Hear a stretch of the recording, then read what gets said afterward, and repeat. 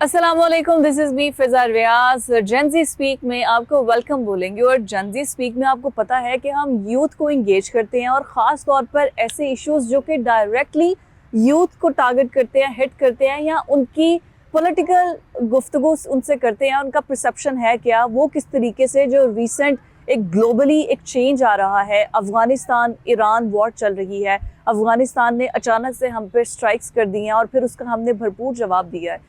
अब अफगानिस्तान हमसे चाहता क्या है, नेबरिंग कंट्री है हमारा, और ईरान तो ऑलरेडी ब्लीड कर रहा है। तो पाकिस्तान इस सिचुएशन में क्या करे, Pakistan army, Pakistan political strategy क्या होनी चाहिए, और इस पर यूथ के क्या व्यूज़ हैं। तो हमारे साथ मौजूद हैं हमारे जेंजी स्पीक में हमारे गेस्ट स्पीकर, उनकी तरफ चलते हैं और उनसे बात करते हैं। अस्सलाम वालेकुम नवाज। वालेकुम अस्सलाम फिजा, आप कैसी हैं? बिल्कुल ठीक ठाक। मुझे ये बताएं कि आप लोग तो बिल्कुल पाकिस्तान, आप हम सब मिलके आगे हमने इन पाकिस्तान को लेकर चलना है।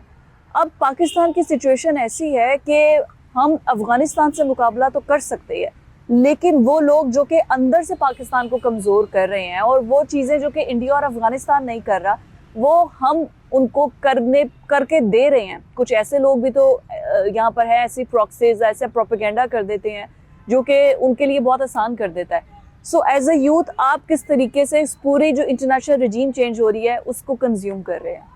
अच्छा, first of all I would like to start with कि देखें, आपने कहा कि हम अफगानिस्तान का और हमारा एज सच फॉर मी, हमारा और अफगानिस्तान का कोई मुकाबला नहीं है। मतलब हमारा उनके साथ कैसे कोई मुकाबला हो सकता है? हमारे पास पाकिस्तान आर्मी है, जिसके पास पाकिस्तान आर्मी है, उनको तो अफगानिस्तान जैसे, I won't say third world country, but I would say ऐसे कंट्री की कोई परवाह करनी नहीं चाहिए। अभी मतलब लेट्स से फॉर इंस्टेंस, अब हम अफगानिस्तान के साथ मुकाबला करने से पहले ये देखें कि सिंस 1980s में या 70s में जब अफगानी यहाँ पे आना शुरू हुए, तो हमारे यहाँ पे आपको याद होगा कि थोड़ा औरतें होती थीं और वो ज़मीनों पे वो अंगीठी सी लगाती थी और सिट्टे भूनती थी। बुजुर्ग बताते हैं, हमें तो पता नहीं, हम तो इस उम्र के नहीं हैं। अंगीठी पे सिट्टे वगैरह भूनते थे।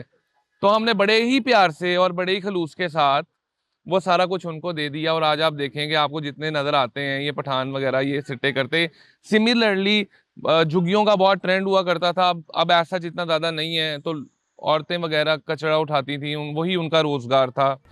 लेकिन टाइम के साथ साथ क्या हुआ, उन्होंने आके, ये अफगानियों ने, अफगानी खवातीन नहीं कहूँगा, अफगानी मर्दों ने आके कचरा स्क्रैप ये सब उठाना शुरू कर दिया। इवन के क्योंकि मेरा बिजनेस कुछ इस तरह का है कि रद्दी वगैरह का बड़ा रद्दी लाइक स्क्रैप जिसको हम लोग बोलते हैं, कागज का भी स्क्रैप, तो वो भी उठाना शुरू कर दिया।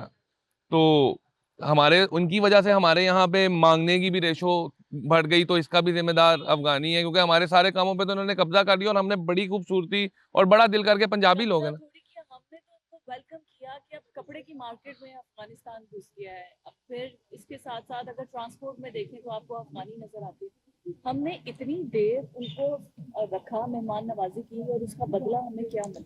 बस मैं बस पे यही कह सकता हूँ कि हम पाकिस्तानी लोग हैं, हमें भी तो आदत है ना शाम को दूध पिलाने की। तो हम पिलाते जा रहे हैं। हमारे दिल बड़े हैं ना, अल्लाह ने दिल बड़े, हमारे दिल बड़े हैं, हमारी आर्मी भी बड़ी है। हमारी आर्मी के दिल हमसे भी ज्यादा बड़े हैं। हमारे नौजवानों के दिल तो नहीं, मतलब कौम के दिल तो बड़े हैं ही हैं। मैं बहुत ज्यादा फिरता रहता हूँ। I have been to many cities. मुझे कराची और बलोचिस्तान, सिंध और खैबर पख्तूनख्वा के कल्चर का तो ऐसा जितना ज्यादा पता नहीं है, क्योंकि मैं वहाँ पे डेली नहीं रहता। मैं पंजाब में डेली रहता हूँ।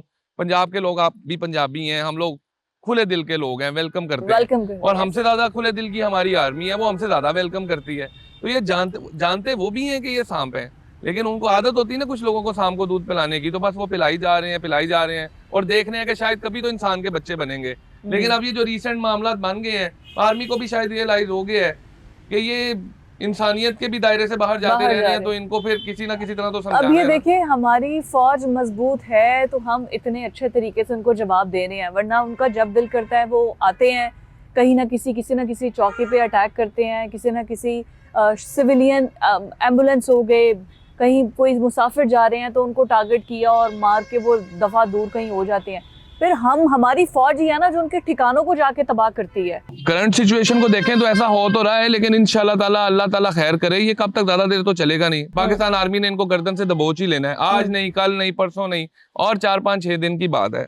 बाकी अगर इंडिया का कोई लॉलीपॉप उनके पास है जो उनको बहुत जगह तंग कर रहा है, वो भी इंशाल्लाह पाकिस्तान आर्मी ने दूर कर दिया। अभी मैं रिसेंटली यूट्यूब के ऊपर स्क्रोलिंग करते हुए I was just actually scrolling, तो मुझे बड़ी बुरी आदत है स्क्रोलिंग सी करने की, ऑल्दो अच्छी बात तो नहीं है लेकिन फिर भी। और मैं स्क्रॉल कर रहा था तो इंडिया का के कोई रॉ के कोई एक्स एजेंट थे, and what he was actually talking about the Pakistan army, you could have an idea from this. वो टकले से वो अक्सर बैठ के एक तो टकले से है ना, हाँ। एक तो टकले, एक है जरा उनके बाल है छोटे से। अच्छा तो मैं तो मतलब मैं अच्छा, क्या मैं गुफ्तगू क्या सोचता कर? हूँ मैं मतलब सोचता हूँ मैं आपको एक बड़ी मजेदार बात बताऊंगा, लेकिन इसके बाद वाघा बॉर्डर से रिलेटेड। अभी वो अपने इंटरव्यू में कह रहे हैं कि पाकिस्तान जो आर्मी है ना वो बड़ी डिफरेंट आर्मी है। ये एक्स रॉ एजेंट, मुझे तो पता नहीं वो रॉ एजेंट हैं भी कि नहीं, उनके काट थे तो वो लगते नहीं है वैसे। मुझे लगता है मैं खड़ा हूँ तो शायद मेरे इधर तक आ जाए। अच्छा पता नहीं, सुन लें गुस्सा ही ना कर जाए, लेकिन हकीकत तो है। तो वो बयान दे रहे हैं कि पाकिस्तान की आर्मी जो है बड़ी स्ट्रांग आर्मी है, उनको किसी से पूछना नहीं पड़ता, उनका प्राइम मिनिस्टर भी उनका सुनता है, उनका प्रेसिडेंट भी। तो मैं मतलब अगर मुझे कभी मौका मिले तो मैं उनको कहना चाहूंगा आपकी आर्मी के पास इतना एक्सपोजर ही नहीं है। आपके पॉलिटिशियंस को पता है कि अगर हमने मुल्क इनके हाथ में दे दिया तो ये तो इसको तबाह कर देंगे।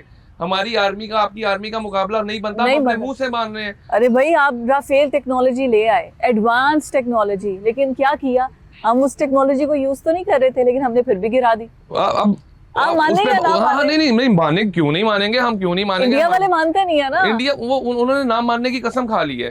तो अब वो बार बार वो हजरत कही जा रहे हैं कि पाकिस्तान आर्मी बड़ी पावरफुल।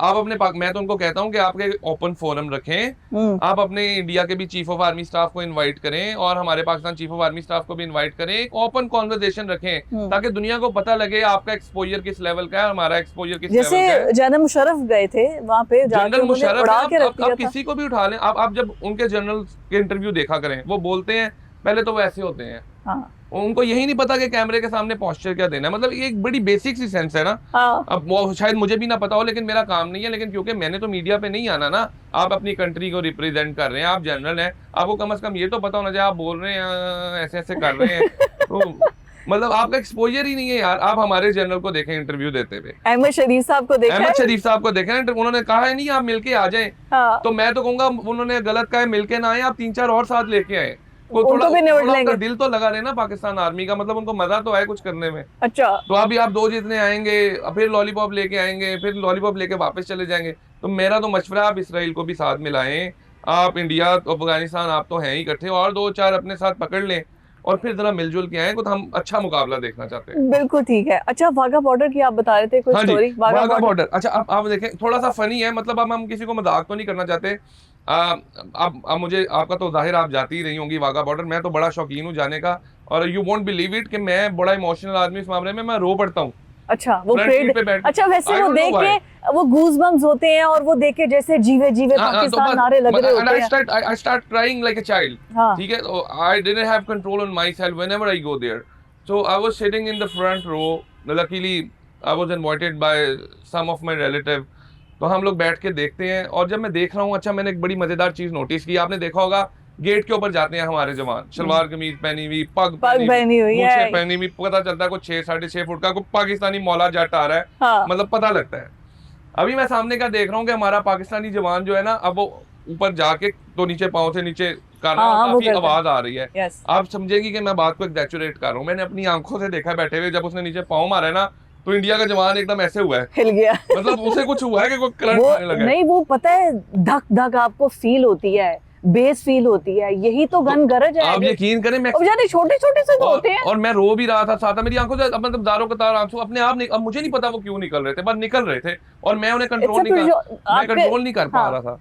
और मैंने देखा, मैं इंडियन की तरफ इसलिए इतनी गौर से देख रहा हूँ, मैं सोच रहा था कि तुम इतने बटेरे से हो, इतनी सी तुम्हारी औरतों जितनी तुम्हारी कमर है, अब सामने हमारा जवान खड़ा है, तुम्हें खौफ नहीं आ रहा कि अभी तुम्हें खींच के यहाँ से अंदर ले आएगा। अच्छा अब मैं ये वो बेचारे कितनी वीडियोस भी आई हैं, वो टांग उठा के मारते हुए गिरे भी हैं, स्लिप भी हो गए। मैं उनका, मुझे तो इत्तेफाक नहीं हुआ, मैं देखता तो मुझे आई विश कि मैं भी वहां पे होता जब वो गिरे होते, लेकिन मैंने वीडियो जरूर देखी है। लेकिन अब मैं उसके एक्सप्रेशन को नोटिस कर, मैं अपने जवान की बजाय उसको देख रहा हूँ कि मतलब मैं ये सोच रहा हूँ कि ये डर नहीं रहा, और वाकई जब उसने टांग मारी है ना, तो एक दफा चलो मेरे जितना इतना तो नहीं हुआ होगा, लेकिन with a blink of his eye he was like, वो थोड़ा ऐसे हो गया है। ये क्या हो रहा है। और मैंने इतनी दफा परेड देखी है, मैंने आज तक लाइफ में, ये नहीं कि मेरा मुल्क है, I'll be very honest with you, मैंने आज तक कभी उनको झंडा हमसे पहले उतारते नहीं देखा। नहीं, हमारा पहले आता है, वो जितनी हमने स्पीड से आज तक उनको कभी झंडा मैंने पहले उतारते नहीं उतारते देखा। तो मतलब अगर हम ग्राउंड, ये एक बड़े ग्राउंड रूट लेवल की बात है। हम बात कर रहे हैं रेंजर्स की, बिकॉज रेंजर्स है ना मोस्टली वहां पे, रेंजर्स की बड़े ग्राउंड लेवल पे बॉर्डर ये पेट्रियोटिज्म जिसकी आप बात कर रहे हो ना, आई थिंक ये हर पाकिस्तानी के अंदर है, लेकिन बहुत सी ऐसी चीज़ें, बहुत सी ऐसी एक्टिविटीज़ हुई हैं जिनको अब मैं किसी पार्टी से एसोसिएट तो नहीं करूंगी, क्योंकि पार्टी तो नहीं चाहती कि पाकिस्तान में ऐसा कुछ हो या इस तरह लेकिन बहुत से लोग हैं जो कि पीटीआई को, इमरान खान को सपोर्ट भी करते हैं, which is good, their personal choice, but when it comes to Pakistan तो फिर पाकिस्तान से ऊपर कुछ नहीं है। Obviously. और ये चीज़ आई थिंक आप जैसे यंग लोग बहुत से ऐसे हैं जो कि कहते हैं कि नहीं, फौज ने जैसे पता नहीं पाकिस्तान को कितना ख़राब कर दिया, ऐसे कर दिया, वैसे कर दिया।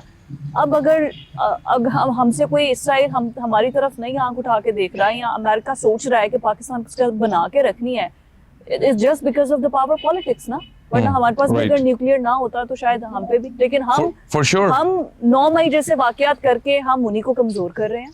रिसेंटली मैं अभी आपके आने से पहले एमी बस स्क्रॉल करते करते डॉक्टर अब्दुल कदीर खान की एक वीडियो आ गई, थोड़ा सा आउट ऑफ द टॉपिक ना हो जाए, लेकिन फिर भी आई लेट यू नो। अब उसमें डॉक्टर अब्दुल कदीर खान खुद कह रहे हैं कि दुनिया का मैप चेंज हो जाएगा अगर इसराइल पाकिस्तान की तरफ आंख उठा के देखेगा या इंडिया, ये और वो पुराना इंटरव्यू था, जाहिर है, आई डोंट नो कि वो कब का इंटरव्यू था, पुराना इंटरव्यू था। हमने पहले भी इसके ऊपर बात की। अब 9 मई वाले वाकयात या पॉलिटिक्स वाले वाकयात, अब 9 मई को जो कुछ हुआ है, तो आप मुझे बताएं क्या ये अच्छी चीज है? क्या हम लोग, मतलब आपने मुझे जवान चले कह ही दिया तो thank you very much.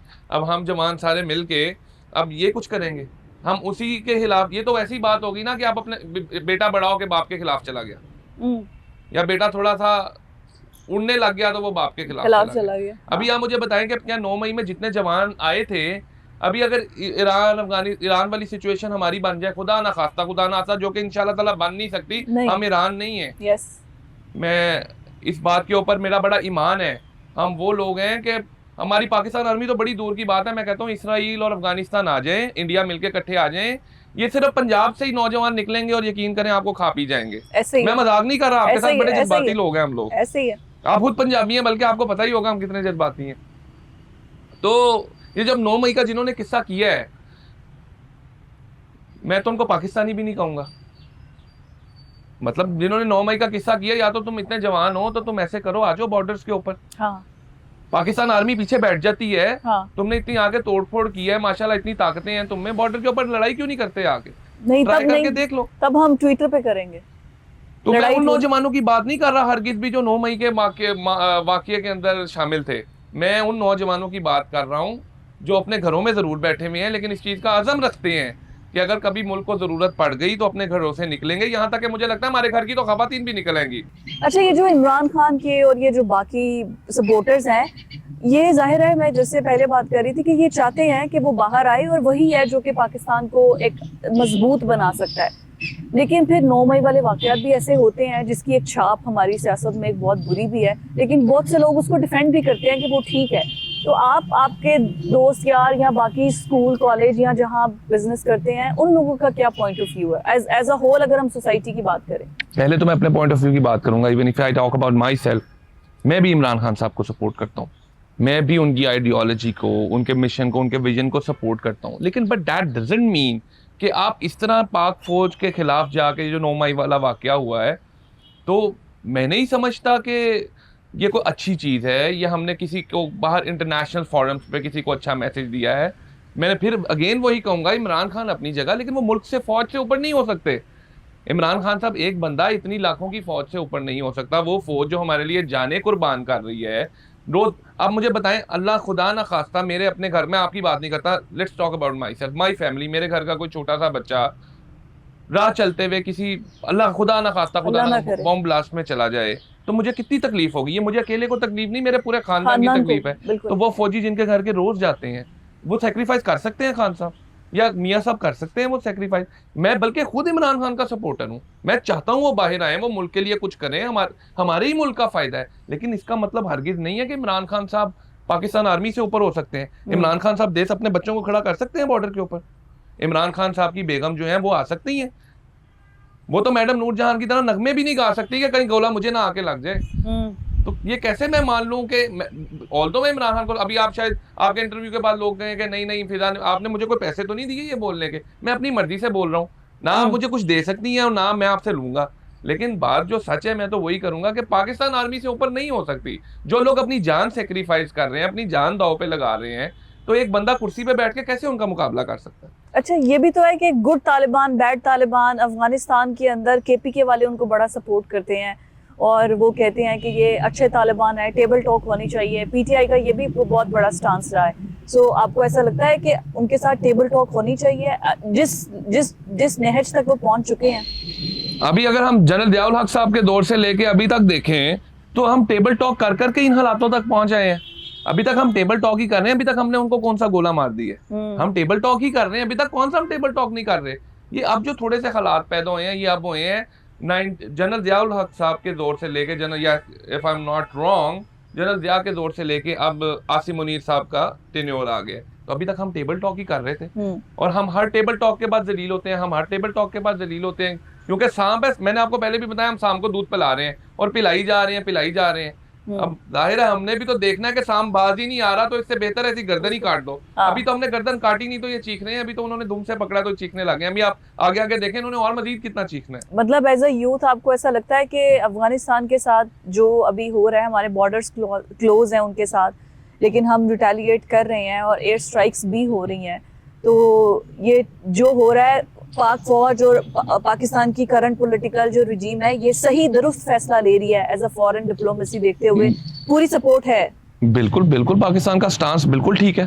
Pakistan अपने दिफा के लिए जो करना चाहिए और जो कर सकता है उसको करना चाहिए। मेरा ख्याल है अभी शायद ये कम कर रहे हैं, क्योंकि पाक फौज में जरा इंसानियत भी तो थोड़ी ज्यादा है ना, तरस बहुत जल्दी खा जाते हैं। तो मैं तो कहता हूँ जरा तरस खाना कम करें, इनको जरा एक दफा ठीक तरीके से मिले जरा इन्हें। और कितने ठीक तरीके से मिले? नहीं, मैं कहता हूँ मजीद ठीक तरीके से इनको मिलना चाहिए। ये इस काबिल है कि इनको हर रोज इनके साथ कुछ ना कुछ, हर एक घंटे बाद इनके साथ कुछ ना कुछ होना चाहिए। बिल्कुल ठीक है। अच्छा, ये लास्टली अगर हम इसको वाइंड अप करें, हमारे ये भी ये कहा जाता है कि पाकिस्तान के पॉलिटिक्स के अंदर इंटरफेरेंस बहुत ज़्यादा है आर्मी की, और तमाम डिसीजंस जो हैं वो फौज के कहने पर ही लिए जाते हैं, और कुछ हद तक इसमें सदाकत भी है, कुछ हद तक इसको एग्जैजरेट करके बताया जाता है। एट द एंड पार्लियामेंट ही सुप्रीम है। What your stand on it? As a youth what do you think? Is it true जो एक परसेप्शन बना दिया गया है कि फौज ही कर रही है जो कर रही है पाकिस्तान में? मैं देखें इसको मैं इतना ज्यादा तो नहीं बता सकता, क्योंकि ऑब्वियसली मैं सिस्टम का हिस्सा नहीं हूँ, लेकिन मेरा ओपिनियन अगर आप पूछें तो मैं इसका जवाब कुछ इस तरह से दूंगा। पुराने वक्तों में जो बादशाह होता था ना, बादशाह वो होता था जो पुराने वक्तों में, हम पत्थर के जमानों की बात कर रहे हैं, बादशाह वो होता था जो सबसे ताकतवर होता था, जिसके हाथ में तलवार होती थी, वही कमांडर होता था और वही फैसले लेता था। तो आप मुझे बताएं कि अभी हमारे मुल्क में सबसे ताकतवर फौज तलवार पकड़ के जज्बा रख के बॉर्डर पे जाके लड़ने वाला कौन है? कौन सा अदारा है वो? आर्मी हमारी। तो मेरे मुताबिक अभी ऐसा है या नहीं, मैं इस पे बात नहीं कर रहा। लेकिन अब डेमोक्रेटिक है ना, अब 21वीं सेंचुरी है, पत्थर का दौर तो नहीं है, अब डेमोक्रेसी है, यहाँ पे पार्लियामेंट है, सदारत है, एमएनएज है, एमपीएज हैं, बाकायदा सेशंस होते हैं, कोई चीज पास आउट होती है, फिर फैसले लिए जाते हैं। वो लोग अपने आप को इस काबिल बना लें ना, वो अपने आप को इस काबिल बना लें कि और किसी, मैं नहीं कह रहा कि कोई इंटरफेरेंस हो रही है, वो अपने आप को इस काबिल बना लें कि कोई इंटरफेयर ना करे उनके काम में आके। जब आप इतने ब्लंडर्स करेंगे तो कोई बड़ा आपके कान तो खींचेगा ही ना कि क्या कर रहे हो यार, कहाँ जा रहे हो। तो कान खींचने वाले ठीक कर रहे हैं? कान खींचने वाले ठीक कर रहे हैं, वो नहीं कान खींचेंगे तो अभी बच्चे के आप कान नहीं खींचेंगे, वो तो शरारतें करता रहेगा ना। अच्छा। तो बच्चों के कान खींचना जरूरी है। मेरा ख्याल है किसी बड़े का डर होना चाहिए। बिल्कुल ठीक है, बड़े का डर होना चाहिए, और यही I think the flavour of Pakistan politics यही है कि आपको हर किसी की एक अपनी ओपिनियन मिलती है और हर किसी का एक अलग पॉइंट ऑफ व्यू मिलता है। सो जेनजी स्पीक्स में दोबारा आपसे अगेन मुलाकात होगी किसी नए टॉपिक के साथ विद अनदर गेस्ट। तो तब तक के लिए अल्लाह हाफिज़।